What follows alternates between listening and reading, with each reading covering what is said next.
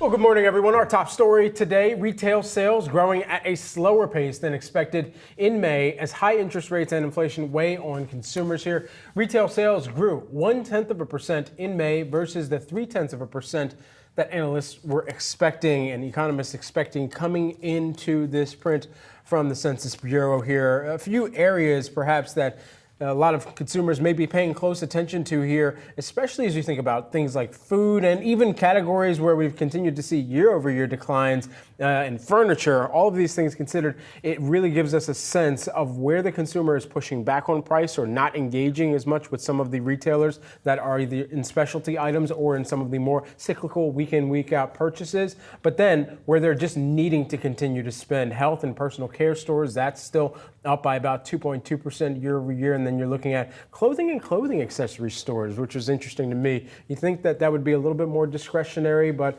ultimately here, it still seems like there's a little bit more price being taken. That's trickling through to some of the general merchandise stores as well here. Yeah, it certainly is. And this report comes on the heels when there's a lot of anxiety, a lot of stress, a lot of uncertainty surrounding how strong the consumer is right now. So this is just another reading coming in below the street's expectations. That revision to the prior month reading, I think, is also very important here to point out, just given the fact that maybe the consumer is a bit weaker than we had initially anticipated. When it comes to this report, the quick reaction that we're getting from the street is that there is reason to be a little bit concerned right now. Chris Rupke over at Forward Bonds out with a quick reaction saying that as it stands right now, retail sales had barely changed in the first 5 months of this year, and this is a recipe for a disaster. So again, when you talk about the uncertainty of the U.S. economy right now, we talk about the consumer, the importance of the consumer, because it accounts for about 2/3 of the U.S. economy. So again, when you talk about the fact that we are maybe seeing a little bit more material weakness than had initially been priced in, this could be a bit worrisome here